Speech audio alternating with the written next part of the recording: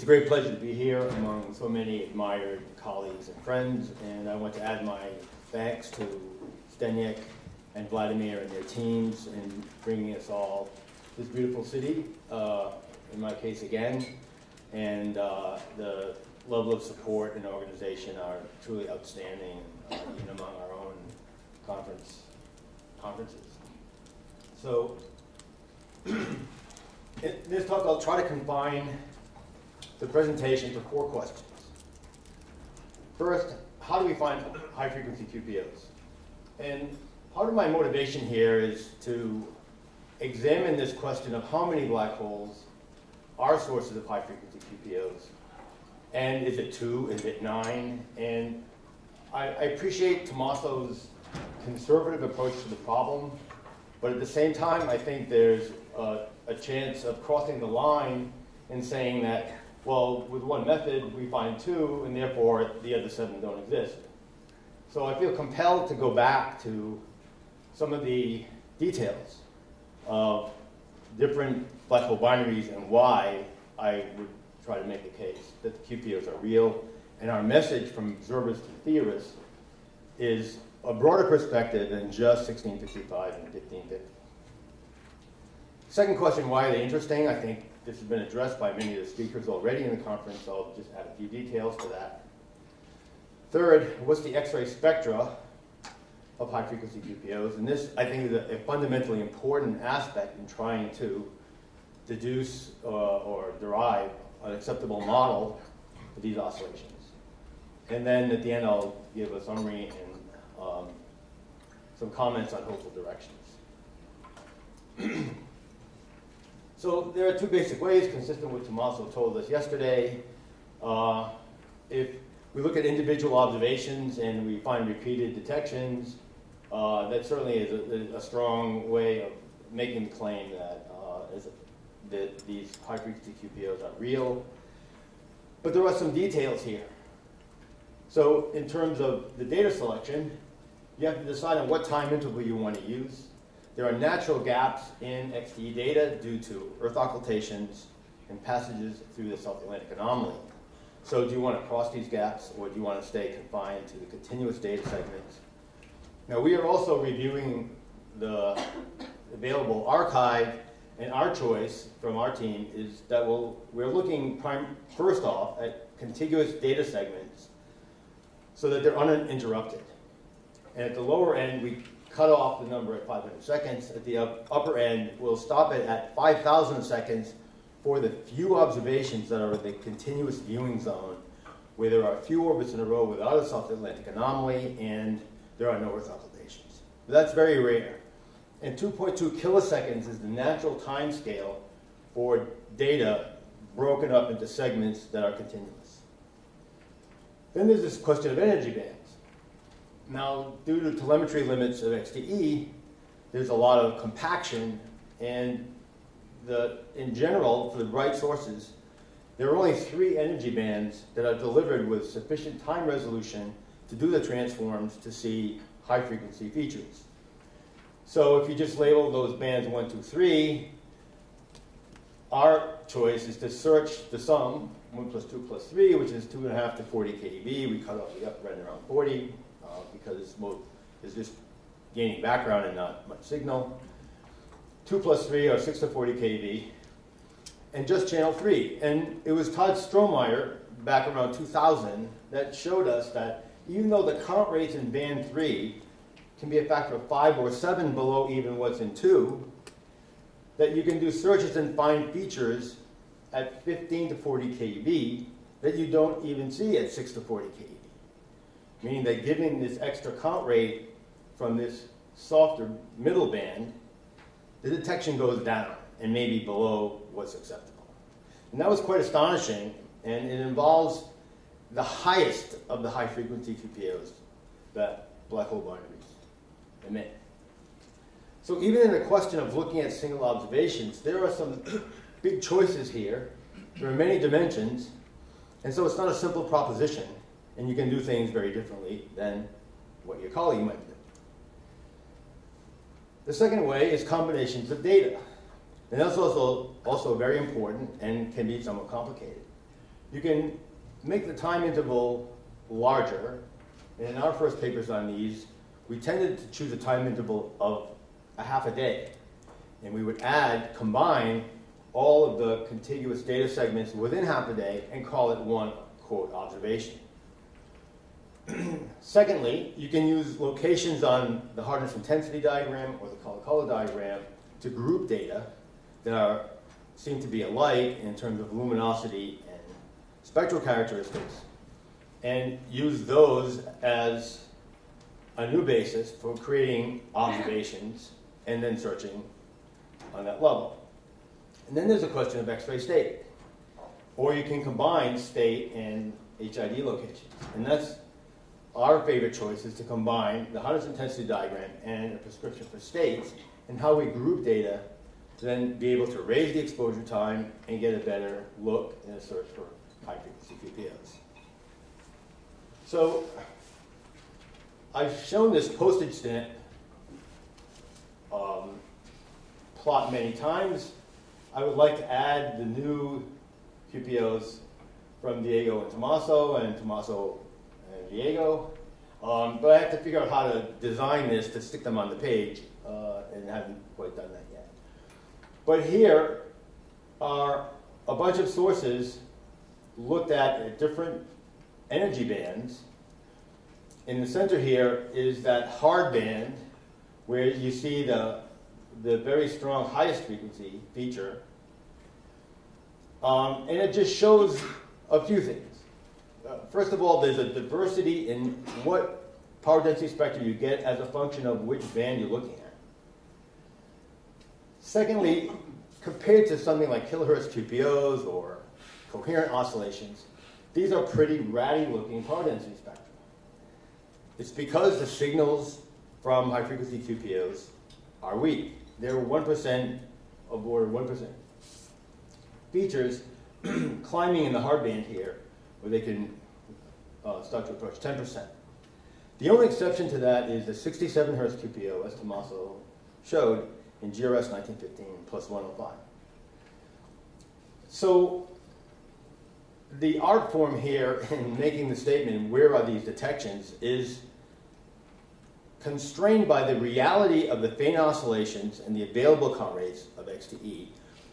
But also, it's looking at the error analysis in a way that then can tell you what to trust and what not to trust. Now, most of these plots here, the QPOs are above 5 sigma. But we're not in the luxury of having routine 10 sigma, 20 sigma, 50 sigma, like occurs for many of the kilohertz QPOs and neutron stars. And it's just something that we have to deal with. So there's a lot more on this sheet than GRO J1655 and XTJ 1550. And they've been arrived at by several methods. And just as a reminder, this QPO is part of this publication, Homan et al. 2003. And in fact, Tommaso is a co-author of this paper on this QPO. What? Okay. Okay. So, but it's part of the, what is the correct number of high-frequency QPOs in black and white? XTJ 1859 plus 226 is Sui et al. 2000.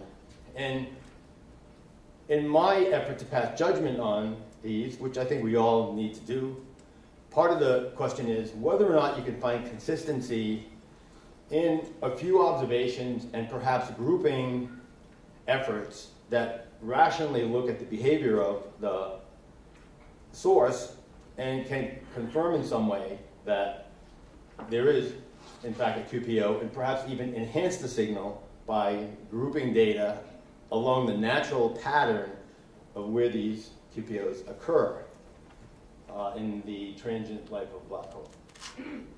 So let's look at SIGX1 as an example of something that's subtle, but I think is real. If we look at all the observations now and divide them into soft and hard states, there are 710 contiguous data segments. So again, this is, the average is about 2.2 kiloseconds, and 1,740 hard. And if you do a search and you find the best QPO you can, in the power density spectra for all these observations and tabulate them, you can ask, well, how many do I find that are above 4 sigma?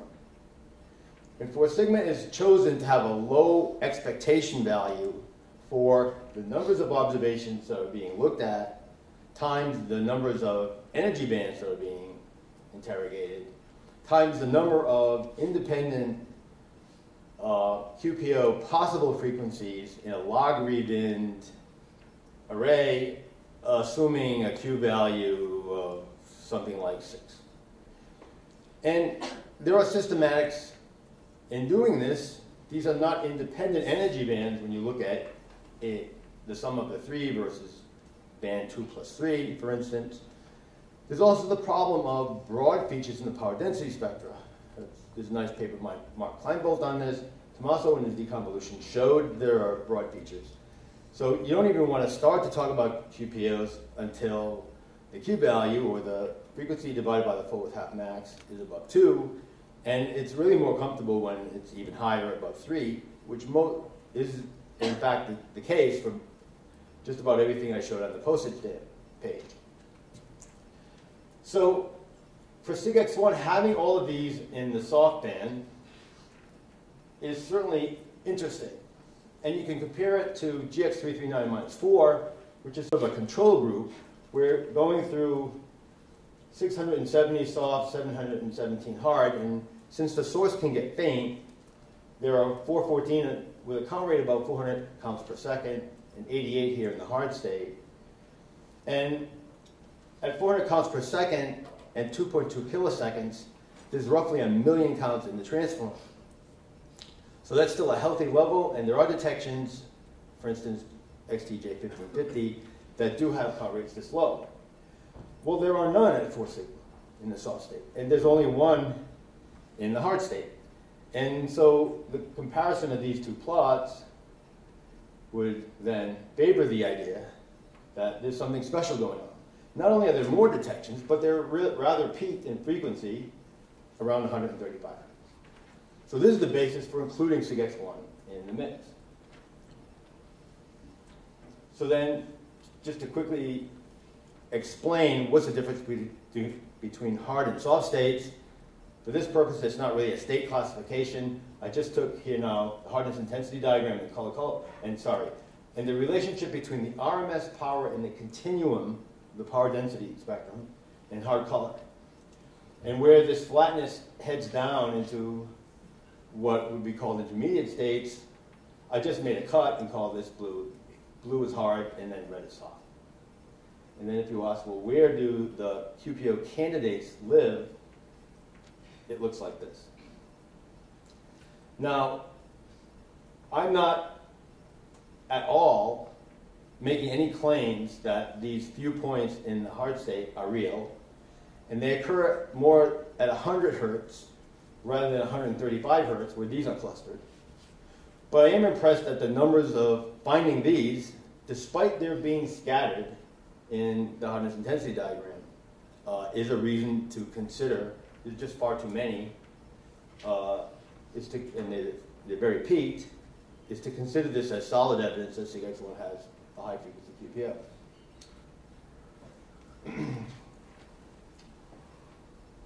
So now, the next topic is, well, how do you combine data?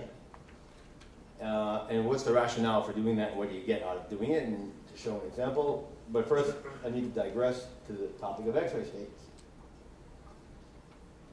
Now, Jeff and I have a prescription for states that is somewhat more detailed than hard and soft, and it relies more heavily on the energy spectrum than it does on simply the power density spectrum or the colors of the source. And so the way we describe things, there are 3 different states, and each row shows an example of an energy spectrum, a power density spectrum, the name of the state, and the physical picture. So if you start off in the middle here, this is the thermal accretion disk, where we have many cases where Comptonization in this blue line is quite minor, and the power density spectrum is a roughly 1 over F, likely signature of turbulent noise in the accretion flow. The hard state has a much flatter spectrum, a non-thermal spectrum, and has highly elevated power in the power continuum. And then this other state here where a steeper power law can become, well, at least more than 20% of the flux of the source. But in some cases, what we would call an extreme power law state, it really dominates the spectrum.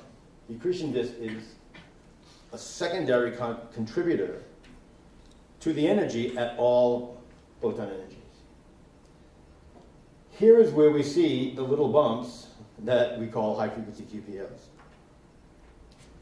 So the pattern of finding detections when this steep power law is at least 20% of the flux is part of the whole motivation of defining a steep power law state. And the decision and strategy is really to draw attention to this component. This is known as the gamma ray high state, where there are observations, GRO, that map this as a single power law out to many hundreds of keV, and even in one case, just about 1 MeV. So in the paradigm of Comptonization that we all believe, or at least functionally participate in, this is got to be a non-thermal distribution of electrons that are doing the Comptonization if they're going to reach so many hundreds of keV. So wrapping this into this is quite common in chasing high-frequency QPOs. And it creates a slant, from our perspective, of really wanting to know a lot more about this. And I'll say some more details about that later in the talk. So in terms of pictures, here's the nice accretion disk, here's the steady jet, and we don't know how to draw this, and we need insights.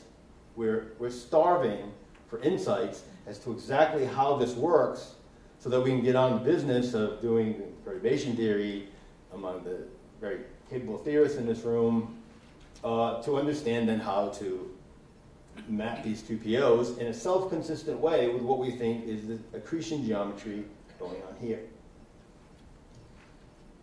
So having said that, when you look to combine data, it's natural to look toward states, or at least locations in the hardness intensity diagram, as a proxy for identifying states in terms of getting recipes for combining data. So let's start with the one of the sources everybody agrees on, 1655 minus 40. Here's a light curve with state-coded symbols. So the thermal state is red, the hard state is red X, the hard state's a blue square, the steep power law is a green triangle. And the data points with a black circle around them are when we find in one observation a high-frequency QPO. And the basis here is the old basis for us, which is half-day intervals, not continuous segments. But you can see that all these circles are the flares that happen when the point is green, which means steep power law component is strong enough to deserve a designation as a steep power law state. So if then you take these data and you make a hardness intensity diagram and carry over these symbols, it's quite natural to think of making little boxes around these data and using that as a basis for combining data. And in fact, when you do that and call this SPL1, SPL2, SPL3, and then thermal T1, T2, T3, and create power density spectra for each of these boxes, you can create a grid here of results where here is a stack 2 to 40 keV of SPL1, 2, and 3, 13 to 40 keV SPL1, 2, 3, and then the thermal states, again, broadband, the whole band, thermal 1, thermal 2, thermal 3. And you start to see in many boxes, it's the same QPO. So here's the one at 300 hertz. And 300 hertz, in this case, likes broadband and likes high luminosity, because SPL1, 2, 3 is descending down in count rate and luminosity. In the hard band, the 450 hertz QPO is actually detected at fainter locations here. So this supports the conclusion that we've been communicating for some time now, that these, if you consider the pair of them, 300 hertz and 450 hertz, as one frequency system, then it looks like there is a single frequency system that can survive changes of 5 or so in luminosity. And there's a preference at 300 hertz for broadband and high luminosity, and a preference at 450 hertz for the very hard band and lower luminosity. And this pattern is exactly repeated in 1550. So there's certainly motivation to go on this way to consider other sources. It's interesting, too, when you combine thermal data, that the weak thermal state gives you a QPO around 30 hertz. It's very weak. It's less than 0.5% as an oscillation. And so I don't understand exactly what this is telling us.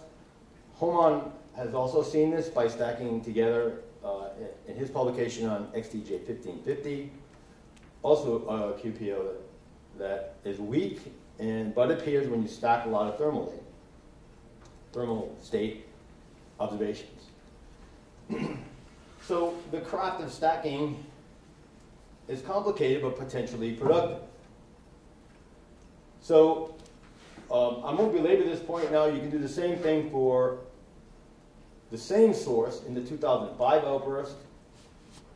You have less individual observation detections then, and it's not certain whether this is a consequence of the source behavior or the fact that we have less PCUs operating than we did in the 1996 outburst, or some combination of the two.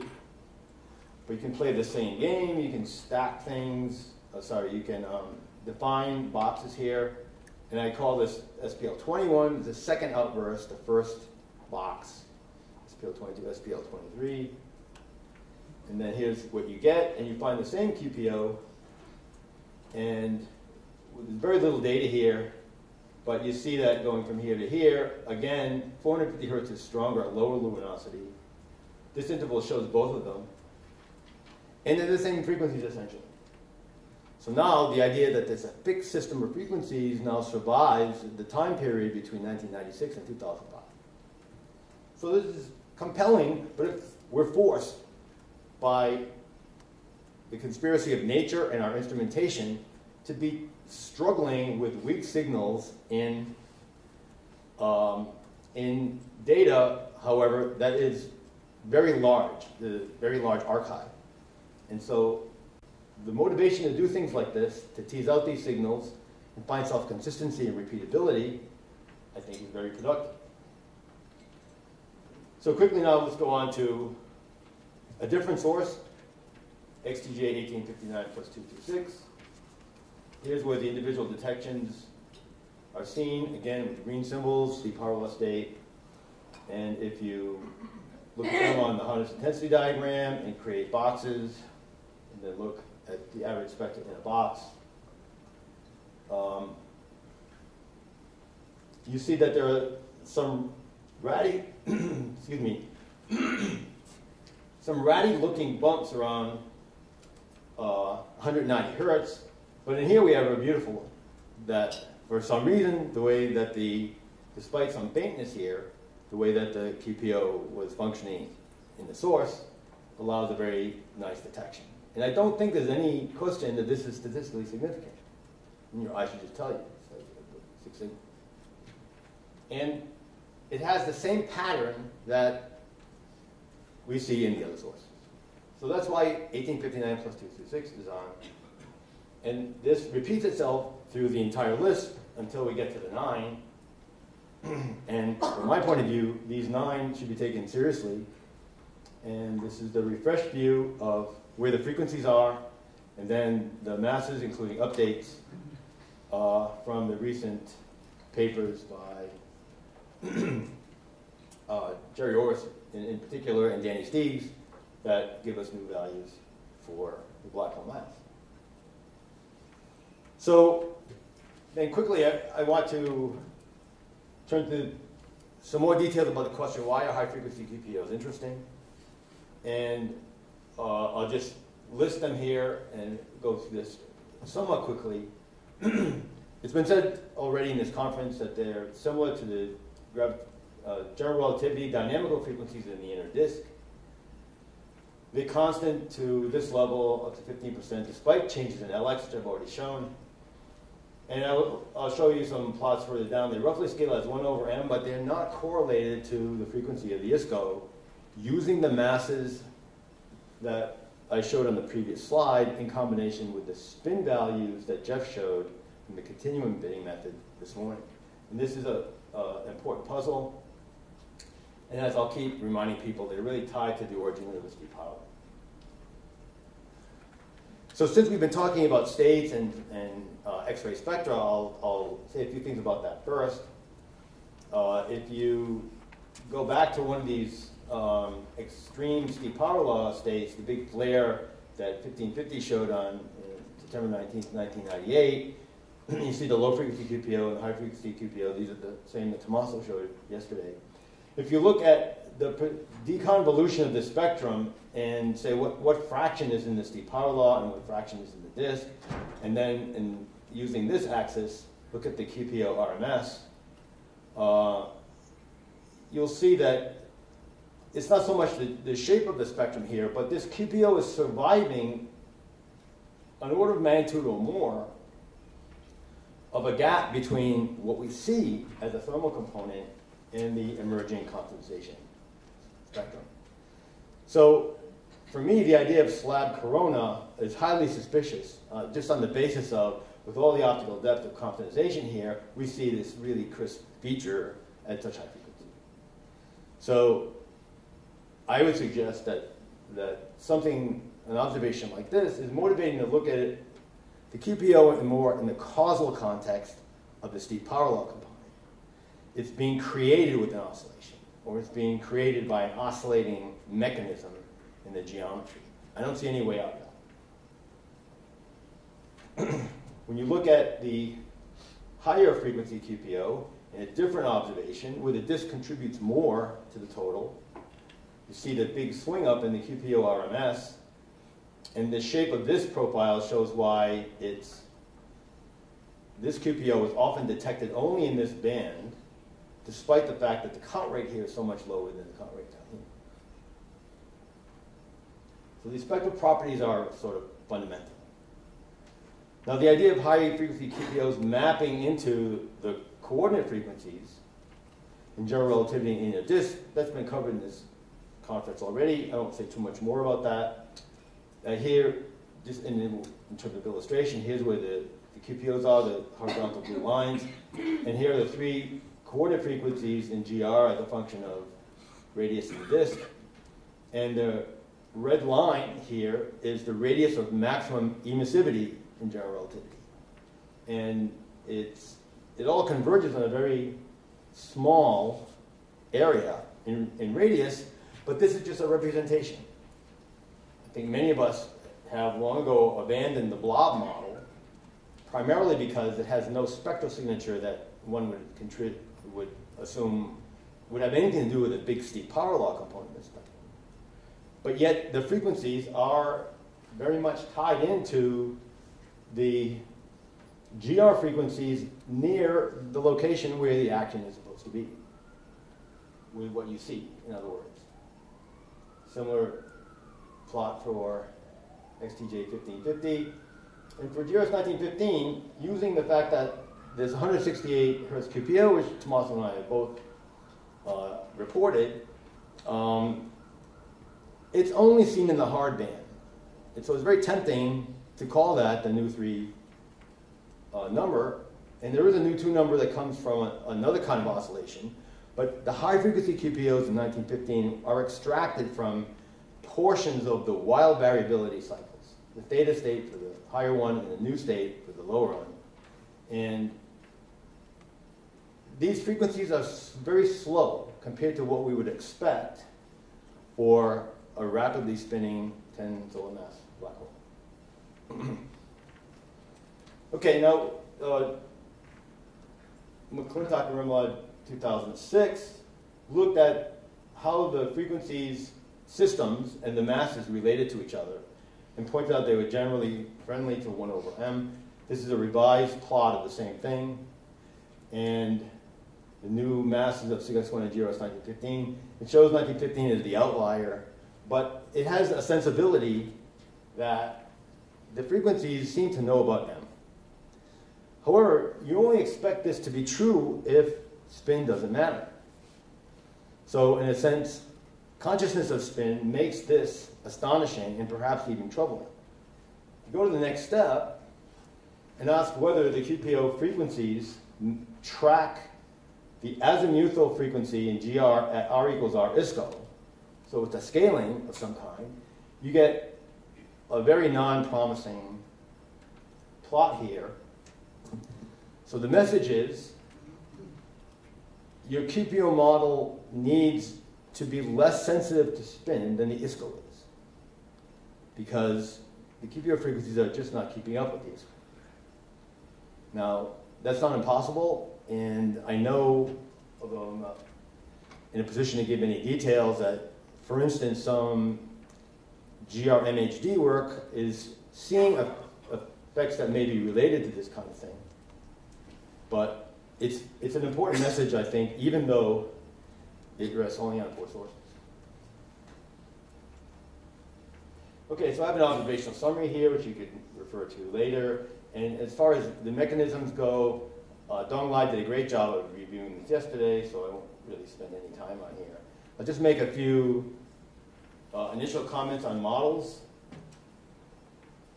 The problems with models now is that mode analyses alone provide no link to hard X-rays. And I keep stressing this, but I feel compelled to stress it.